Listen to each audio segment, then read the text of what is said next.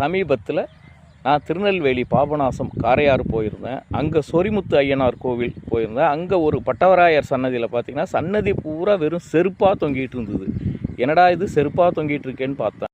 அப்புறம்தான் தெரியுது அந்த கோவிலில் பிரார்த்தனையே செருப்பு தான் அப்படின்னு சொல்லி. கை கால் வலி, பொதுவாக கால் வலி உள்ளவங்க அந்த கோவிலில் போய் பிரார்த்தனை பண்ணிக்கிட்டு தங்களுடைய வலி தீர்ந்த பிறகு அந்த கோவிலில் கொண்டு போய் செருப்பை காணிக்கையாக கொடுக்குறாங்க. அதையும் அங்கேயே சன்னதியிலேயே மாட்டி வைக்கிறாங்க. அந்த கோவிலோட சிறப்புகள் பற்றி அந்த கோவிலோட அர்ச்சகர் சொல்கிறார், கேளுங்க. பேர் வந்து ஆரிய பட்டமுத்து. இவர் வந்து ஆரிய நாட்டில் அண்ணன் தம்பி 6 பேருக்கும் இளைவராக பிறந்தவர். ஆரிய நாட்டில் இருந்து வாணிபத்துக்காக அப்படி நம்ம பொதியமலை பக்கம் வரும்போது அவர் தியானத்தில் சிவ தியானத்தில் இருக்கும்போது இந்த பொம்மக்கால் தும்மக்கால் அப்படிங்கிறவங்க வந்து காதல் வயப்பட்டு சாமி வந்து கல்யாணம் பண்ணிக்கிடுவார். அவங்க 2 பேரும் செருப்பு தைக்கக்கூடிய இனத்தை சேர்ந்தவங்க. ஆனாலும் சாமி வந்து மாமிசம் சாப்பிட்டா பழகிடுவார்.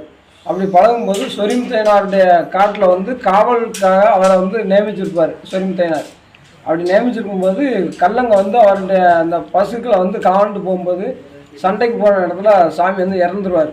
இறந்த உடனே அன்றைக்கி அவங்க மனைவி 2 பேரும் உடன்கட்டை ஏறி இறந்துருவாங்க. அவரோட சேர்ந்து அவர் வளர்த்த நாய், காய்ச்சி நாய் பூச்சி நாயும் சேர்ந்து இறந்துடும். அதனால் சாமி போய் மறுபடியும் போய் உயிர் எழுப்பி சொரிமுத்தையனார் கோவில் வாசலில் வடபக்கத்தில் அவர் காவல் தெய்வமாக வச்சுருக்காங்க. சாமிக்கு வந்து கை கால் வலி நோய் இருந்ததுன்னா வேண்டு போய் குணமானதுக்கப்புறம் இந்த மாதிரி செருப்புகளை வந்து காணிக்கையாக கொண்டு வந்து கட்டுவாங்க. சாமியுடைய ஜீவசமாதி இருந்து இந்த இதுலேருந்து ஒரு 4 கிலோமீட்டர் தள்ளி இருக்கு.